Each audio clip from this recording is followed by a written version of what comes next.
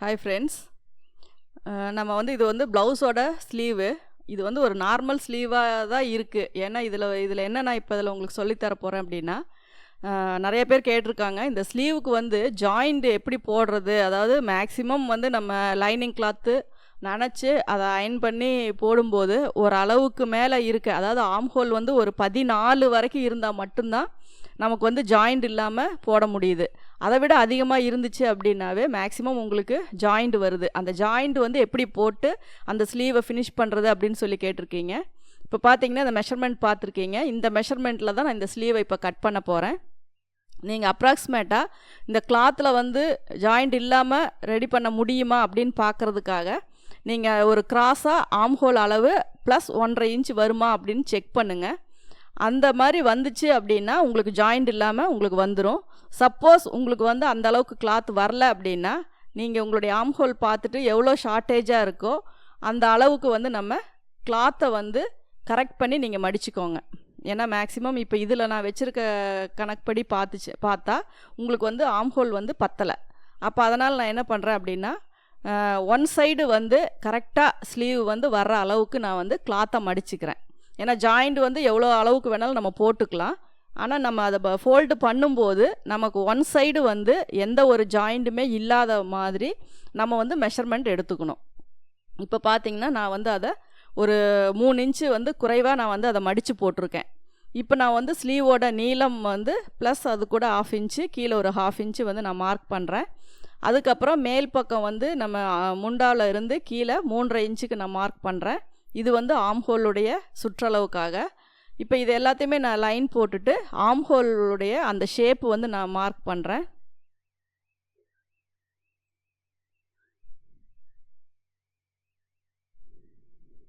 இப்போ பார்த்தீங்கன்னா உங்களுக்கு ஆம்ஹோல் வந்து நம்ம அந்த ஃபோல்டிங் போட்டிருக்கிறதுக்கு கீழ்ப்பக்கமாக தான் உங்களுக்கு வந்து ஒரு 1 இன்ச்சு கீழே தான் வந்து உங்களுக்கு ஆம்ஹோலுடைய சுற்றளவு வருது. அதுக்கப்புறம் ஒரு 1.5 இன்ச்சு வந்து உங்களுக்கு அவுட்டரில் தான் வருது. இது 2 கிளாத்தில் தான் வருது. ஏன்னா மொத்தம் 4 கிளாத் வரும். அதில் பார்த்தா 2 தான் வருது. இன்னும் 2 இதுக்கு வந்து நம்ம ஜாயிண்ட் போட்டாகணும். அந்த ஜாயிண்ட் வந்து எப்படி கட் பண்ணி நம்ம அட்டாச் பண்ணுறது அப்படிங்கிறத பார்க்கலாம். இப்போ இது வந்து ஆம்ஹோலோட மிட் பாயிண்ட் மார்க் பண்ணிக்கோங்க. அதிலிருந்து ஒரு 3/4 இன்ச்சு வந்து நீங்கள் கீழ்ப்பக்கமாக மார்க் பண்ணிவிட்டு மேலேருந்து ஒரு 2 இன்ச்சுக்கு மார்க் பண்ணிக்கோங்க. இதுக்கு வந்து நம்ம ஒரு ஃபிஷ் டைப்பில் வந்து ஒரு கர்வ் லைன் மட்டும் நீங்கள் வரைஞ்சிக்கோங்க.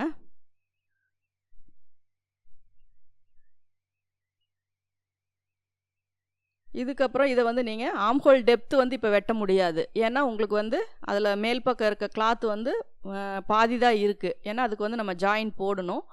அப்படி இருக்கும்போது உங்களுக்கு நீங்கள் மேல் பக்கம் இருக்க ஸ்லீவை மட்டும் நீங்கள் வந்து கட் பண்ணிக்கோங்க.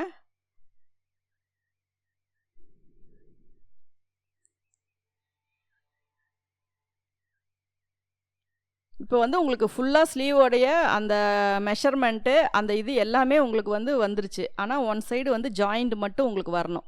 அந்த ஜாயிண்ட் மட்டும் நம்ம எப்படி கரெக்ட் பண்ணலாம், ஆம்ஹோல் டெப்த்து வந்து நீங்கள் எப்படி வெட்டலான்னு பார்த்துக்கோங்க. மேக்ஸிமம் இந்த ஜாயிண்ட் வர்றதை வந்து நம்ம பேக் சைடு தான் போடுவோம்.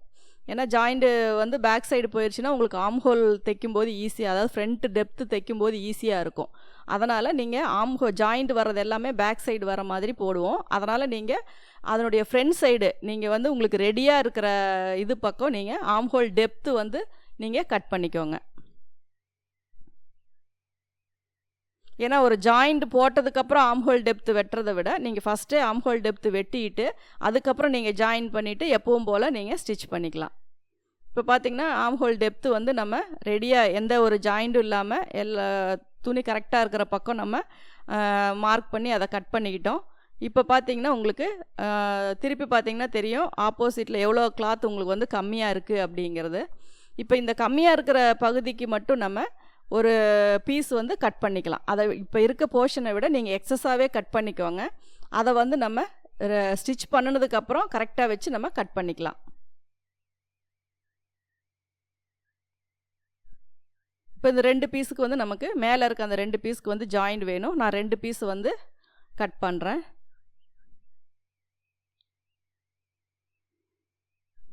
மேலே பார்த்தீங்கன்னா ஒரு 1/2 இன்ச்சு ஒரு 3/4 இன்ச்சு ஈவனாக இருந்தால் 1/2 இன்ச்சு கரெக்டாக ஸ்ட்ரைட் பண்ணிக்கோங்க. அன்ஈவனாக இருந்துச்சு அப்படின்னா ஒரு 3/4 இன்ச்சு சேர்த்து விட்டுக்கோங்க. இப்போ வந்து இதுக்கு அந்த இடத்துக்கு தகுந்த மாதிரி ஒரு பீஸ் வந்து நம்ம கட் பண்ணியிருக்கோம்.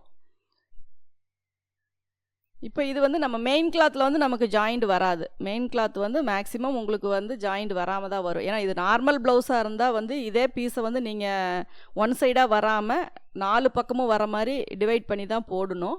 ஏன்னா உங்களுக்கு பிளைன் ப்ளவுஸ் அப்படிங்கும்போது வெளியில் அந்த ஜாயிண்ட் தெரியும். இது லைனிங் அப்படிங்கிறனால உங்களுக்கு உள்பக்கமாக போகிற மெட்டீரியல் அப்படிங்கிறனால நம்ம ஒன் சைடாக ஜாயின் போட்டுக்கிறது தான் சேஃப்டி. ஏன்னா ஜாயிண்ட்டுன்னு வந்தாவே பிரியுமோ அப்படிங்கிற மாதிரி ஒரு இது வரும். அதனால் நீங்கள் வந்து ஒன் சைடாக வந்து ஜாயின் போட்டுக்கோங்க. இப்போ பார்த்தீங்கன்னா ஸ்லீவில் வந்து நான் 2 கிளாத் கட் பண்ணியிருக்கேன். இப்போ இதை எப்படி ஜாயின் பண்ணி ஸ்டிச் பண்ணுறது அப்படிங்கிறத பார்க்கலாம்.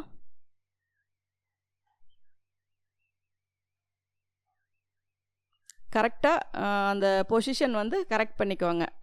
ரைட்டு லெஃப்ட்டு வந்து நமக்கு மாறக்கூடாது. ஃபஸ்ட்டு திங்க் வந்து நம்ம ஜாயின் பண்ணுறது அந்த ஆப்போசிட்டாக நீங்கள் பீஸ் வச்சுக்கோங்க.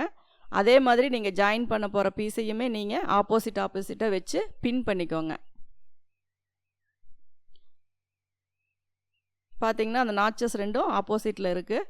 அந்த மாதிரி வச்சு நீங்கள் அகலமான பகுதி மேல் பக்கமும் அகலம் குறைவாக இருக்கிறத கீழ்ப்பக்கமும் வச்சு நான் பீஸ் வச்சுருக்கேன். அந்த இதுக்கு தகுந்த மாதிரி நீங்கள் பின் பண்ணிக்கோங்க.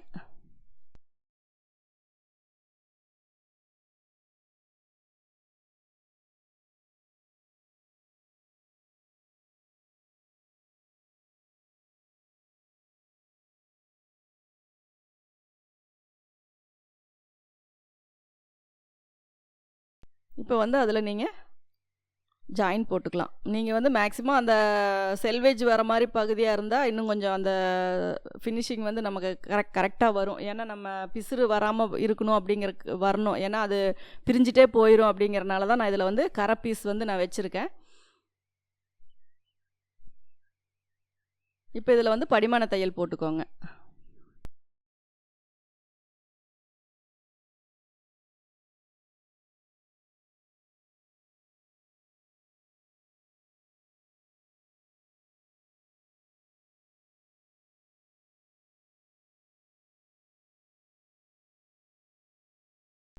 ரெண்டு பக்கமுமே நல்லா நகத்தில் ப்ரெஸ் பண்ணி விட்டுட்டு படிமான தையல் போட்டுக்கோங்க.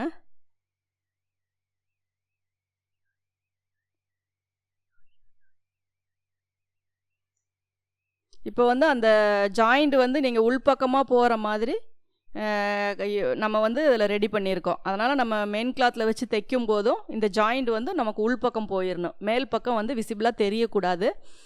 உள்பக்கமாக பார்த்து தான் நம்ம வைக்கணும். அதுக்கு தகுந்த மாதிரி தான் நம்ம இதை வந்து லைனிங் கிளாத்தில் அட்டாச் பண்ணணும். அதுக்கு முன்னாடி தனித்தனியாக நீங்கள் வந்து இந்த ஸ்லீவ் வந்து ஷேப் கரெக்ட் பண்ணணும் அப்படிங்கிறக்காக ஸ்லீவ் அந்த நம்ம சென்டர் நாச் பார்த்து கரெக்டாக ஃபோல்டு பண்ணிக்கோங்க. 2 தனித்தனியாகவே பண்ணிக்கோங்க. அப்போ தான் உங்களுக்கு வந்து அந்த அளவு தெரியும். அதுக்கப்புறம் ஒன்று மேலே ஒன்று வச்சு நம்ம கட் பண்ணிக்கலாம்.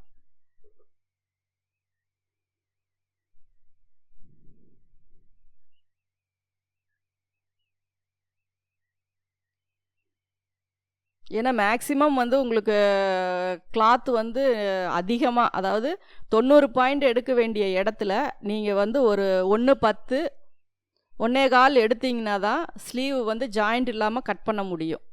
அதை விட கம்மியாக 1 மீட்ரு அல்லது 90 பாயிண்ட் இருந்துச்சு அப்படின்னா கம்பல்சரி உங்களுக்கு எல்லா ப்ளவுஸுக்குமே ஜாயிண்ட் வரும். ஒரு ஒரு 1 இன்ச்சுக்காவது நமக்கு ஜாயிண்ட் வரும்.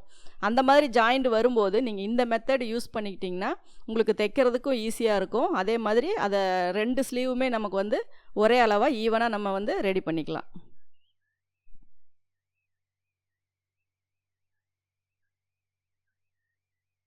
நம்ம எந்த ஷேப்பில் ஆம்ஹோலுடைய அந்த இது வரைவோமோ அந்த ஷேப் அந்த இடத்துல நீங்கள் வரைஞ்சி அந்த எக்ஸஸாக இருக்க கிளாத்தை வந்து நீங்கள் கட் பண்ணிவிட்டு ஏற்கனவே இருக்க நாச்சு அப்படியே வந்து நீங்கள் அந்த பேக் சைட்லேயுமே நீங்கள் அதை போட்டுக்கோங்க.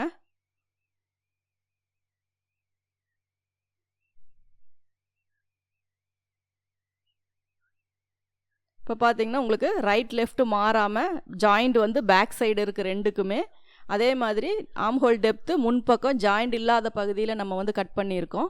இப்போ இதை வந்து நம்ம மெயின் கிளாத்தில் வச்சு ஸ்டிச் பண்ணலாம். அப்படி ஸ்டிச் பண்ணும்போது நீங்கள் மேல் பக்கமாக அந்த ஜாயிண்ட் தெரிஞ்சிச்சுன்னா நீங்கள் திருப்பும்போது அது உள் பக்கமாக போயிடும். அதனால் இதுலேயுமே ரைட் லெஃப்ட் மாறாமல் தேய்ங்க. அப்போ தான் 2 பக்கம் ஜாயிண்ட்டுமே உள் பக்கமாக போகும்.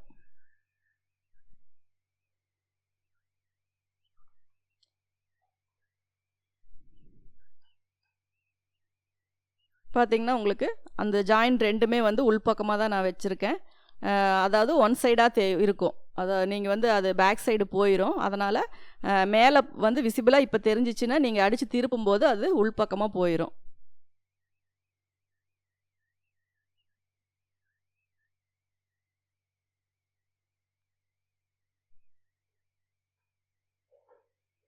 இப்போ வந்து நம்ம போட்டிருக்க நாச்சு வந்து உங்களுக்கு ஸ்ட்ரைட் பண்ணி ஸ்ட்ரைட்டாக தையல் போட்டுக்கோங்க. இப்போ வந்து உங்களுக்கு அந்த ஜாயிண்ட் இருக்கிற இடத்துல உங்களுக்கு முடியுது. அதே மாதிரி அடுத்தது நீங்கள் ஸ்டார்ட் பண்ணும்போது அந்த ஜாயிண்ட் இருக்கிற பக்கம் இருந்து ஸ்டார்ட் பண்ணுங்கள்.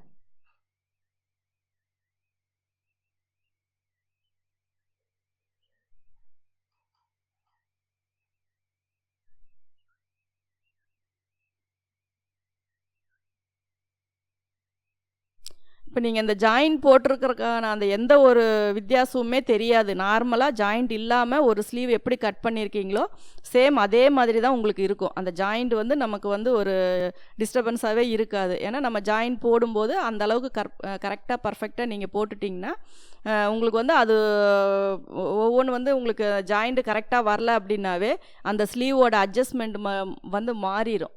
அதனால் நீங்கள் ஃபஸ்ட்டு ஸ்லீவ் ரெடி பண்ணும்போது அந்த ஜாயிண்ட்டை போட்டுட்டு 2 ஸ்லீவும் வந்து கரெக்டாக மேட்சிங்காக இருக்கா, அதாவது ஆப்போசிட்டு அதுக்கப்புறம் அந்த ஜாயிண்ட்டு இது எல்லாமே பர்ஃபெக்டாக இருக்கா அப்படிங்கிறத நீங்கள் செக் பண்ணிக்கலாம். மேக்ஸிமம் நம்ம ஜாயிண்ட் போட்டு தான் ப்ளவுஸ் எல்லாமே ரெடி பண்ணுற மாதிரி வரும். அதனால் நீங்கள் இந்த மாதிரி மெத்தடு யூஸ் பண்ணிக்கிட்டிங்கன்னா உங்களுக்கு ஜாயின் போடுறதும் அப்படியே ட்ரை பண்ண ஈஸியாயிரும். அதுவும் ஒரு ஸ்டிச்சிங்கில் ஒரு ஸ்டெப் மாதிரியே வந்துடும் உங்களுக்கு. பார்த்தீங்கன்னா இது லாங் ஸ்டிச் போட்டுட்டு நீங்கள் அப்புறம் ஹெம் பண்ணிக்கலாம்.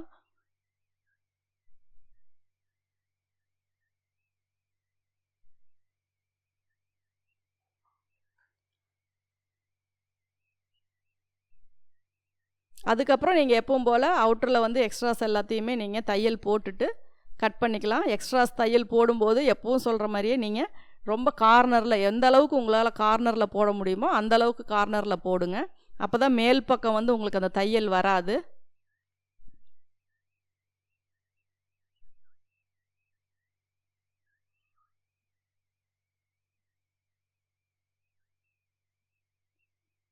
மேக்ஸிமம் வந்து நீங்கள் இந்த மாதிரி ப்ளவுஸுக்கெல்லாம் லைனிங் கிளாத் வந்து ஓரளவுக்கு குவாலிட்டியாக இருக்கிறது யூஸ் பண்ணிங்கன்னா தான் உங்களுக்கு ஃபினிஷிங் வந்து நீட்டாக வரும்.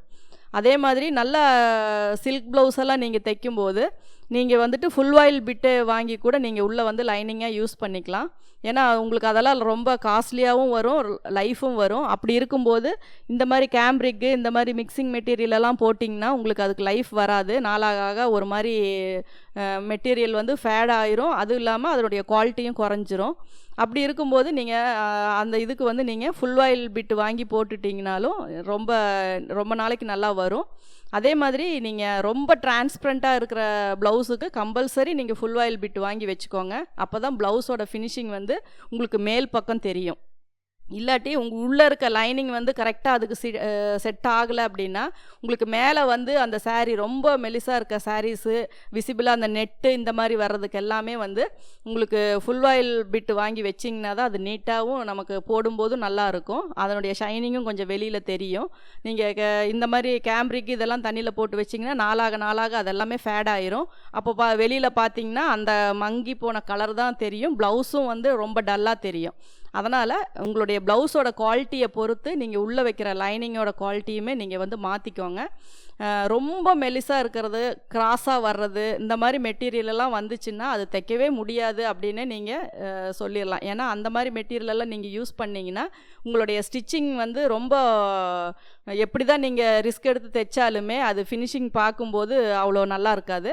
அதனால் நமக்கு ஃபஸ்ட்டு திங் வந்து உள்ளே வந்து நமக்கு மெயினாக வைக்கிற லைனிங் வந்து நல்லா நீட்டாகவும் நல்ல ஒரு குவாலிட்டியான மெட்டீரியலாகவும் வைக்கணும். அப்போ தான் வந்து உங்களுக்கு ஃபினிஷிங் வந்து நீங்கள் எதிர்பார்த்த மாதிரி உங்களுக்கு கிடைக்கும். அதே மாதிரி உங்களுக்கு பட்டி இந்த மாதிரி யோக் பீஸு நம்ம ஸ்டிச் பண்ணுற அந்த ஃப்ரண்ட் சைட் போர்ஷன் இதெல்லாம் தைக்கும்போது உங்களுக்கு லைனிங் வந்து எக்ஸஸாக தான் தேவைப்படும். அதனால் 1 மீட்ரு கம்பல்சரி இருந்தால் தான் உங்களுக்கு வந்து அது தைக்கிறதுக்குமே உங்களுக்கு வந்து நீட்டாக வரும். அதே மாதிரி நீங்கள் அதை இழுத்து அயன் பண்ணும்போது உங்களுக்கு அந்த கார்னர் இது எல்லாமே நல்லா இழுத்து ஒரு ஸ்கொயர் ஷேப்பு கொண்டு வந்து அதுக்கப்புறமா அயன் பண்ணுங்கள். ஏன்னா அந்த வீவிங்ஸ் எல்லாம் கிராஸில் இருந்துச்சுனாவே நீங்கள் தைக்கும்போது அந்த ஃபிட்டிங்கும் உங்களுக்கு கிராஸில் தான் உடம்புல ஃபிட் ஆகும். அதனால் நல்லா வந்து இழுத்துக்கோங்க. இழுத்துட்டு அதுக்கப்புறம் அயன் பண்ணி நீங்கள் வந்து கட்டிங் போடுங்க. இப்போ பார்த்தீங்கன்னா இதில் ஜாயிண்ட் போட்டாச்சு. இந்த ஜாயிண்ட் வந்து உங்களுக்கு போட்ட மாதிரியே தெரியாது. இந்த லாங் நீடில், அதாவது நீடில் மார்க் அப்படிங்கிறது வந்து உங்களுக்கு ஈவனாக வந்து வரணும். ரைட்டு லெஃப்ட்டு 2 பக்கமுமே உங்களுக்கு கரெக்டாக வரணும். நீங்கள் டிசி மார்க் போட்டிங்கன்னா மிஸ் ஆகிறதுக்கு வாய்ப்பு இருக்குது. அப்படிங்கிறதுக்காக தான் இந்த நீடில் மார்க் வந்து நான் போட சொல்கிறேன். இந்த நீடில் வந்து நமக்கு கடையில் கிடைக்கும். எவ்வளோ லென்த்து வேணுனாலும் நமக்கு கடையில் கிடைக்கும். அதை வச்சு நீங்கள் ஊசியில் வந்து மார்க் பண்ணிக்கிட்டிங்கன்னா உங்களுக்கு அக்யூரேட்டாக இருக்கும். அதை வச்சு நீங்கள் தையல் போட்டுக்கிட்டிங்கன்னா உங்களுக்கு வந்து ரொம்ப ஈஸியாக இருக்கும்.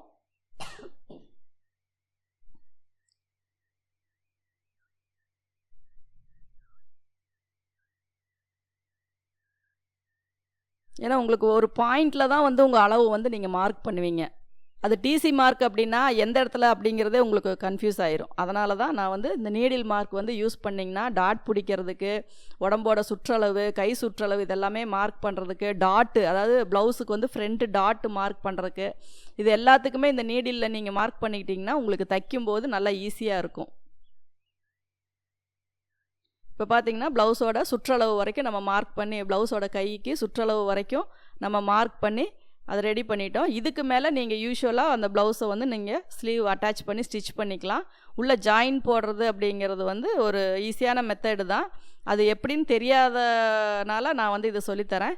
உங்களுக்கு வந்து இப்படி போடும்போது உங்களுக்கு அந்த ஃபினிஷிங்கும் மாறாது, ஸ்லீவும் ரெண்டுமே ஈவனாக இருக்கும். Thank you viewers.